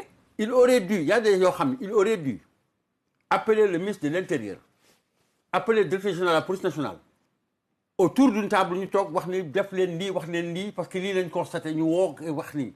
Sur note ñu wax. Mais quand vous publiquement vous fustigez, vous dites que vous êtes des corrompus, vous ne faites pas votre travail. Mais pas tous. Mais Cheikhna xam nga excusez-moi xam nga Cheikhna déjà dañuy wax ni moom généralisé wul dafa ne certain te loolu également c'est pas une première du tey lañ ko mës a wax du tey c'est pas une première aussi. dama ni buñ ko waxul tey. waaw buñ ko waxul tey quand on a toujours parlé de tracasserie. oui. La tracasserie que les transporteurs ont dit toujours sur les policiers man pour tànguma làquma policier de néew ma ne defuñu man mii sax xëy def naa keneen def na mais làquwuma sanguma seen der néew ma fi de mais am na yoo xam ne je dis bien ça ne se dit pas à haute voix tangible c'est des trucs yoo xam ne war nga mën a toog joxe des instructions ñu defee ko nu ko bëggee ku ci jaaru ñu teg la yoon. xam nga sànq ñi ngi cité kenn ku ci mel ni amul yaakaar. pourquoi ñu koy cité. parce que dafa di koo xam ne il est intègre. xam nga lan moo ko def. xam nga loolu bokk na ci li tax ñu koy cité en exemple. attendez. xam nga nit du raxas boppam. waaw. nit du tagg boppam. je t'ai cité quelqu'un Abdoulaye Gaye qui était là fi amul yaakaar commencé woon. waaw. c'est moi qui l'ai formé. et il était plus intransigeant amul yaakaar. waaw. moi qui vous parle j'étais plus intransigeant que amul yaakaar. voilà. mais c'est le contraire parce que tey jii c'est les radios les télévisions qui font l'homme. C'est ce qu'on attend également des autres. Attendez, qui font l'homme. Et parmi ces policiers, je ne dis pas que tous sont blancs, mais je dis qu'il y a plusieurs Amour Yakar, des centaines d'Amour Yakar qui sont à la police et qui sont en train de faire le travail. Mais suite à cette déclaration, à cette déclaration, les gens sont découragés. Parce que c'est comme en 87 quand on a été radié. Avant de repas, il a fallu du temps pour qu'on se remette à l'ordre. Moi, je dis encore que le contrôle va se faire, monsieur le transport, comme se doit. Inch'Allah, ni ko bëggee man j'ai le temps damay jël sama oto di wër partout fu ma fekk montage damay taxaw wàcc woo la nga ñëw waxtaan ak yow ne la nii ak nii ak nii y aura pas de rancune y aura absolument rien tout du am loolu da mais nag liggéey bi dañ ko def correctement. alors man Cheikh na xam naa ni fu ma dul d'accord ak boobu moo di découragement man ma nekk ci sama liggéey may ma tuuti Abdourahmane du ma nekk sama liggéey ma koy def comme il le faut. ñu daal di ñëw par exemple premier ministre ñëw daal di ne am na ci journaliste yoo xamante nangam mais yow boo ci bokkulee du la wàññi dara man noonu laa koy gisee donc découragement au contraire ñi nga xam ne dañoo nekk ci dynamique boobu ñoo war a xoolaat seen bopp te changer également de façon de faire alors li ñuy avancé DG mooy rek tamit ci 22 mesures yi nga xamante ni le gouvernement précédent jëloon na ko ñu gis ni 4 lañ ci appliqué. mu di loo xamante ni également ci mbëbëtu premier ministre Ousmane Sonko moo di nañu xool càmbaraat bu baax loolu nga xamante ne ay point la ndax fileek états généraux yi nga xamante ni ñu ngi koy waajal ci wàllu transport. waaw mais merci beaucoup Ramatoulaye ci question bi effectivement 22 mesures yi donc ñoo ngi ko doon càmbar am na 4 mesures arrêtées yi ñu jëloon actuellement dañu nekk di ci liggéey donc comme ni ko premier ministre waxee donc daf ñu ne ci biir. d'ici quelques jour inchallah donc le 16 dañu war a indi ay mesures conservatoires donc des mesures d'urgence pour jéem a xool exactement nan la ñu mën a régler la question de l'insécurité routière donc c'est des mesures à court terme et actuellement ñoo ngi ci liggéey bu baax et du yàgg inchallah dinañ ko teg ci table bi donc Sénégalais yi xam ko donc pour wax ne rek toujours pour revenir par rapport ak justement Makhtar lu mu wax donc man je pense que Sénégal pour ñu mën a régler la question de l'insécurité routière donc Makhtar wax na ko la formation donc il y a 4 éléments il y a la formation la sensibilisation le contrôle et la sanction loolu lu am solo la ces 4 éléments là donc bu ñu commencé ci formation bi parce que Sénégal dañu remarqué bon c'est malheureux de le dire malheureusement ñu bëri mun ñu dawal parce que nu ñu amee permis bi les conditions dans lesquelles les conducteurs ont obtenu le permis ça laisse à désirer parce que permis de conduire dañ ko war a considérer comme un privilège le permis c'est un privilège c'est pas un droit acquis privilège parce que da nga def sa formation dans une auto-école agréée auto-école boo xam ne c'est agréé nga def sa examen théorique nga def ko dans les conditions normales parce que examen théorique boo koy def les cours théoriques dafa war am ay modules des modules théoriques module théorique bi il y a 3 éléments je l'avais dit tout à l'heure il y a le code de la route la signalisation et la technique de conduite d'un véhicule loolu da nga ko war a maîtriser dafa war a bokk ci module théorique yi boo jógee ci module théorique yi il y a ce qu'on appelle les modules pratiques ngay def alternance théorie ak pratique avec un moniteur ngay dugg ci circulation bi autoroute route mais ni ñu koy defee actuellement vraiment malheureusement on forme plutôt des chauffards on forme plutôt de très bons conducteurs qui sont responsables et qui maîtrisent la technique de conduite donc loolu lu am solo la ci examen pratique bi sànq maa ngi ko doon wax créneau bi du tax ñu am ay ñu mën dawal donc le stationnement oblique ou parallèle dañ ko war a réformer ñu def une réforme boo xam ne l'apprenant dafa war a dugg ci circulation bi avec un moniteur ou bien un examinateur bu defee manœuvre yu jaar yoon changement de voie dépassement angle mort ñu càmbar la bu fekkee ne vraiment tu as fait tes manœuvres comme il le faut on t'évalue ñu ne la jàll nga sa examen comme ça ñu jox la sa permis mu nekk un privilège parce que tu as fait une formation théorique une formation pratique de qualité nga am sa permis ñu jox la ko mais Sénégal fii da ngay jékki-jékki nit naan ah non man am naa droit dawal non c'est pas un droit acquis et d'ailleurs le permis de conduire mën nañ la ko retirer à tout moment c'est ça d'où le contrôle et la sanction donc contrôle bi mooy vérifier les permis mu nekk un document légal le permis de conduire c'est un document légal comme le passeport ou la pièce d'identité donc bon loolu lu am solo la donc le contrôle bon sanction bi aussi dafa am élément bu am solo parce que dëkk boo dem ci àdduna bi boo gisee dëkk tubaab bi ñoom au moins c'est vrai sànq wax naa ko au début les accidents de la route c'est un phénomène mondial dëkk yëpp am na accident mais boo gisee ñoom seen accident yi wàññeeku c'est parce que y a le contrôle et la sanction c'est ça moi qui vous parle au Canada pour avoir le permis de conduire c'est la croix et la bannière le processus dure 1 an imaginez et foofu yéen xam ngeen tubaab bi du ñu mel ci alcool au volant ñoo gën a day waar mais boo gisee accident yi wàññeeku ak nombre de mortalité wàññeeku c'est parce que dañuy ragal d'où l'importance de la sanction koo xam ne deful da nga def loo xam ne waruloo ko def tu ne respectes pas le code de la route doo respecter signalisation bi une conduite imprudence bu le policier bi jàppee donc dañ la war a verbaliser mu am ay contraventions sévères donc contravention sévère dafa war a nekk pécuniaire et pénale mais d'où justement l'application du permis à point ñii bëgguñu ko dégg yenn ci chauffeurs yi bëgguñu ko dégg mais permis à point waaw bon quand même certainement ñu ngi ciy waxtaan mais pour le moment mënuma ci avancer de trop donc ñu ngi ci ay waxtaan mais permis à point man personnellement je dis que c'est une très bonne mesure mais bien sûr parce que c'est une mesure dissuasive bien sûr dëkk yëpp ñi nga xam ne dañ ko appliquer di nga ñëw Abdourahmane may ko mu egg tous les pays l'exemple a montré que dëkk yu bëri nga xam ne le système de permis à point est appliqué. En France, oui. En fait, comme la France, le Canada ou d'autres pays, même de la sous-région, je pense que Côte d'Ivoire, ils l'ont instauré tout récemment, en avril 2024. Mais ça fait ses effets. Parce que c'est un système dissuasif. Bu ñu ko defee, le permis à point, c'est un système boo xam ne qui permet de retirer des points à un conducteur qui commet une infraction. Boo déggee infraction nag, il y en a 2. Il y a une infraction du code de la route.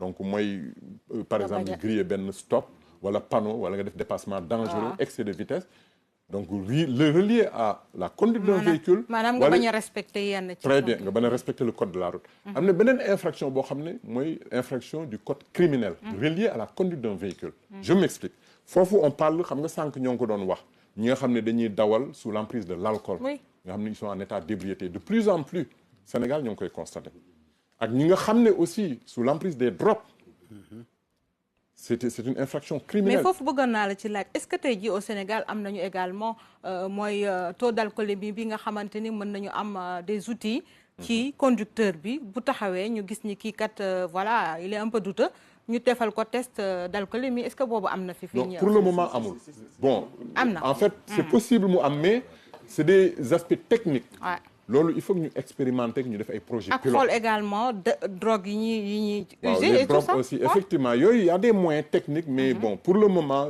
vraiment il faut dire la vérité on n'est pas à ce stade-là parce que loolu c'est surtout dans les pays vraiment assez avancés oui parce que par exemple installation de caméras aussi ci les photoradars voilà. Donc en fait les forces de défense et de sécurité nga xam ne dañ leen di munir des dispositifs de vidéosurveillance mooy photoradar yooyu aussi ça demande des moyens parce que aussi man je pense qu'il ne faut pas qu'on brûle les étapes parce que c'est important ñun yegguñu yenn stade yi donc man ce que je préconise c'est surtout ñu xoolaat la délivrance l'administration des permis de conduire loolu moo gën a am solo parce que même bu ñu amee tali yi gën a baax ci àdduna bi oto bu gën a baax mais tant que nit ñi mënuñu dawal accident yi dañuy gën a bari. waaye tamit camion yenn âge yi sànq dama koy wax ba Abdourahmane naan ma yow ban oto nga fi gis boo xamante ne am na tel âge wala dugg na fi mais yéen au niveau également de l'ANASER yéen ci ay camions yi dawal nga xamante ni dépassé nañu âge bi yéen mesures yi ngeen ci war a jël tamit. waaw mais ñun en fait bon comme ni ma ko waxee sànq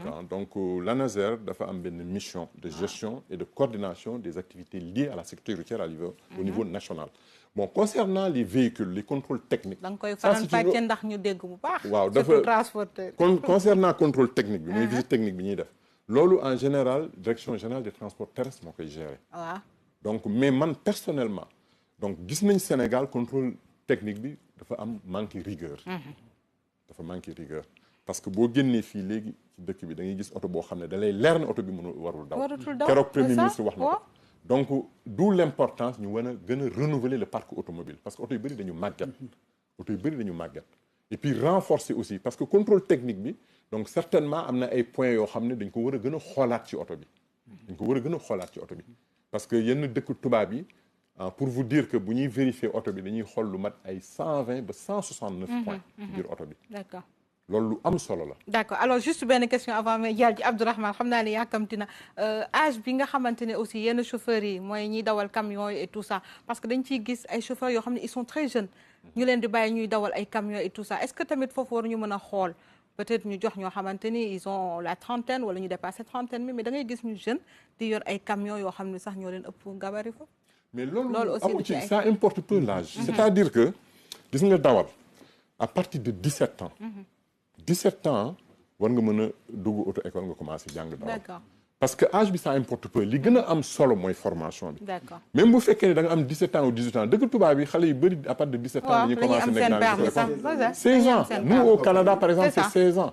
donc li gën a am solo formation bu baax. jaar yoon avec les 3 modules yi ma wax. D'accord. Je vais terminer là-dessus. Le code de la route signalisation ak technique de conduite. donc nit ki mën na am sax par exemple 30 ans ou 35 ans wala 40 ans sax. mais mënul dawal. da ngay gis jeune boo xam ne dina am 18 ans ou 20 ans mais bu fekkee ne jaar na auto école mu am permis dans les conditions normales optimales mais mu gën a mën dawal koo xam ne 40 ans la am donc l'âge n'importe peu hein. D'accord. Alors Abdourahmane sànq ba tey boobu xaarloo naa la ba de toute façon comme suñu kilifa la kaddu gi moom dañ koy bàyyi rek ba mu yeggal si may waxaat boo gisee li tax âge bi ñuy wax ñun bu ñu amoon lu ñu gënal lu oto yu âgé la ñuy dawal ma rectifié waat suñu kilifa gi muy Cheikhouna Keita que ni 30 ou 40% des Ndiaga Ndiaye et rapides yi circulent à Dakar sont des licences urbains parce que y avait un renouvellement des parquets bu mënul yegg 2006 jusqu'à date d'aujourd'hui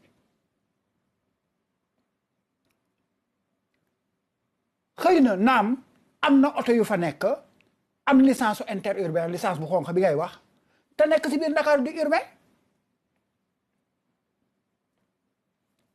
xam nga ñun dañu jàpp ni adduna loo fi gis organisation la organisation nag état la yàlla jox capacité réew moom bu mu mën a doon état la yàlla dénk nan lañ koy doxalee waaye ay doomu réewam moo siy seet ñoo xam ne ay acteurs yu xelam doy lañu pour mu woo leen ñuy waxtaan si nan la gënee xam nga man je ne suis pas contre le BRT mais je suis contre le somme d'argent bi liñ ci def 400 milliards boo ne moom nga def si BRT te ba tey Ndakaaru mu ngi am problème mu ki xëy Géejawaay war a ñibbi xëy si jàmm wàcc si jàmm. arrangé na waa Géejawaay de. waaw ndax am na ñu mu arrangé mais am na ñu mu rey. parce que da nga doon jël plusieurs véhicules di ñëw mais léegi attends yaa ngi dama wax ne. man su fekkee damay defaral ñeenti nit ñu fi toog wala juróom. pour ñu baaxle te fukk si biti war a bonle. amatul njëriñ pour mu baax. lu tax nga ne fukk ci biti yéen da ngeen gis ni par exemple xaalis boobu bëri na waroon nañ ko mën a def ci seen biir ëtt yi wala ci yeneen domaine. mais du dégg nga ni ñun Sénégal suñu problème yëpp renouvellement parquet la. waaw kon renouvellement parquet boobu tey urbain ak interurbain yaakaar naa man ci sama xalaat bu gàtt 200 milliards sax soxlawu ko pour mu def ko te on a dit qu'on a mis 400 milliards. mais loolu yëpp ci waxtaan la n'est-ce pas. waaw d'accord mooy li may wax ne gis nga tey jii dama d'accord ak. kilifa gi li mu wax ne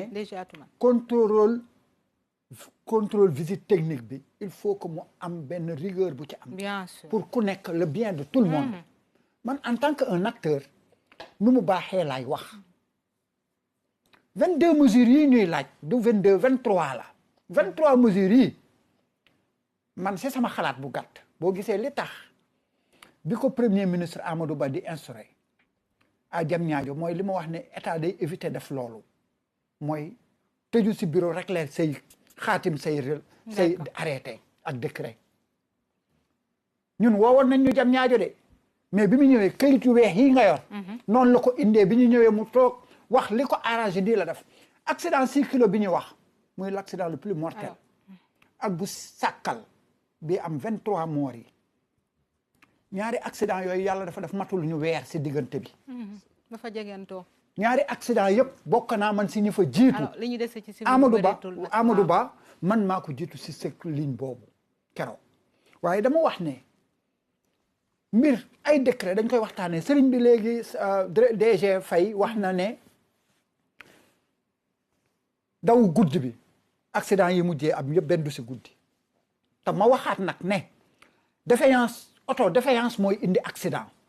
wax na ci bari na ci. waaw bari na si défaillance yooyu nag ma wax la ne la pono biñ ciy wax daf si bari ay responsabilité mais ma wax la ne man dinaa dem jënd ji pono bu bees tàkk léegi jëm voyage tali bi obstacle yi si nekk war ma mën a gàllankoor indil ma paanu pono léegi te du ma tàggu xam ngeen ni camion malien yi boulon yi ñuy monter ak les chargements de 80 tonnes yi ñuy teg est-ce que gëm ngeen ni boo génnee Kër Balla bala ngay yegg Caajaay oto yi ni ñuy tali bi défaillance bi si nekk ni oto yi def genn wàllu boulon yëpp day dem ma su demee si kaw tali bi lay causé wu bu si pneu jaaree du ko toj bu si duggee léegi boo yéegee zone orientale bi tali bi dafa tàng bu si jaaree léegi bu pneu bi du toj du la tàggu. Abdourahmane loolu tamit écarté wuñ ko sànq déjà Atoumane wax na ko. am na ci yoon yoo xamante ni tamit il faut ñu xool ko dëgg la. nangu naa dégg waaw responsabilité dama bëgg a wax ne. pneu yi ñuy wax. waaw man rafetlu wu ma dañ ciy joué pneu bii ñu wax gis nii man rafetlu wu ma ko de. waaye dama la wax ne la. am na pneu yoo xam ne nii tey défaillance bu lay dab la en cours de route. bien sûr am na yoo xam ne c'est sûrement. loolu nag loolu man dama wax ne ñun ñëpp dañu bokk benn waxtaan. parce que li ñu fi dajale mooy bu baaxee ñun ñëpp la baaxal. dëgg la waaye tey dama wax ne gis nga góor gi suñu sëriñ bi li tax waaw li tax ñu war a wax ci force de défense et de sécurité. dafa wax léegi wax bu doy waar tax kiiwu ko mooy. ñu ngi découragé. man du ma gisee noonu parce que Ousmane Sonko premier ministre en tant que premier ministre li mu wax barka démb avant mu koy premier ministre de l'intérieur moo ko njëkk a wax. bi muy wax les photos léegi LG Gora Khouma toog na fi wax ko ñu koy ŋàñña. te pourtant guerre boobu ñuy wax tey lii am si Banjul ma wax ko de bref parce que foog ñu jàllale ko parce que suñu njaboot fa nekk te ñu ngi si jafe-jafe waxtu gi daf ñoo xoj. te man aussi li ma la doon bëgg a brosser tuuti mooy sànq yaa ngi koy wax ci affaire oto yu màgget yi nga ne am na benn par exemple transporteur bu ku mag koo xamante ni oto bu màggetam boobu la yor pour di yor këram. donc loolu aussi problème la c'est pas parce que lu màgget loolu la yor rek que mu war ci dawal tamit di ci lor ay bakkan. dama la bëgg a wax ne la renouvellement boobu ma lay indil mooy indi kooku yor oto bu màgget boobu dina am bu bees te da ko kenn du ko may da koy fay. mi ngoog en tout cas daal ñi ngi xaarandi rek état généraux yooyu nga xamante ni ci wàllu rek transport bi la te premier ministre Ousmane Sonko woote ko di xaarandi ci mesures yi également ñu jox ko ci lu leer a leer yaakaar naa ni acteurs yi ku ci nekk daal pàcc bi nga ci war a dox rek di nga ko dox ñu xaar ba nga xamante ni accident yi fii ci Sénégal daal dina lim bi dina bu mënul arrêté aussi mu néew lool ñu leen di jaajëfalaat encore une fois téléspectateurs yi waaye jaajëfal ñi nga xamante ni ñoom laa ci àndaloon ci waxtaan gi rek mu di rek DG Atoumane Sy directeur général bu ANASER naka noonu Cheikhna Keita tamit ma leen di jaajëfal moom mu nekk président mouvement national des policiers à la retraite tout corps confondu jaajëfal docteur Mactar Faye. J'ai pas énuméré mes mesures. Parce que ah oui. Ah bon, j'avais quelques mesures quand même.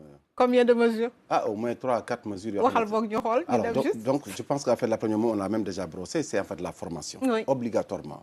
Que tout candidat au permis de conduire puisse passer obligatoirement par notre école ñu former ko. Pour bu génnee mu am responsabilité. Voilà. À conscience. Deuxièmement, l'éducation routière.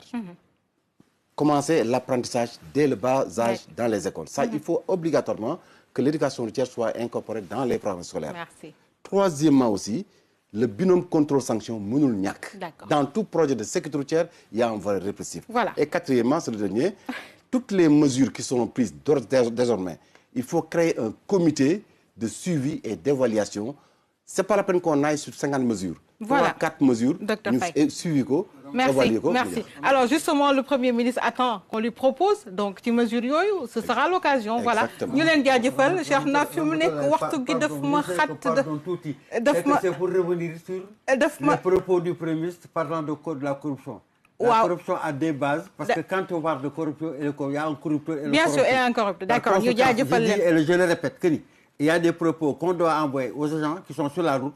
Il faudrait être vraiment en réunion avec le ministre en charge de cela. D'accord. Alors tout à l'heure wax nga ko. loolu moom moo gën a am solo. Voilà. Je le dis encore une fois de plus parce que dañu war a conserver suñu dignité parce que nous dañuy nekk ci naaj bi ak kii bi def lépp donc jaajëf moo ñu war mais war ñu teg yenn mi ngoog dañ lay jaajëfal man jaajëfal naa la ci fii waaye tamit yaakaar naa ni bu ñu bëggee defar réew mi bëgg defar secteur bi il faut que ñu wax également fi nga xam ne ci wala problème yi nekk te wàllu corruption boobu kenn du ko weddi dafa nekk ci biir lii nga xamante ni moo di accident yi ñu jaajëfal la jaajëfal également Abdourahmane Fall mi nga xamante ni moom mooy chargé des revendications bu union des transporteurs routiers yéen téléspectateurs yi di remercier toute l'équipe de production jox leen dig daje beneen mardi incha allah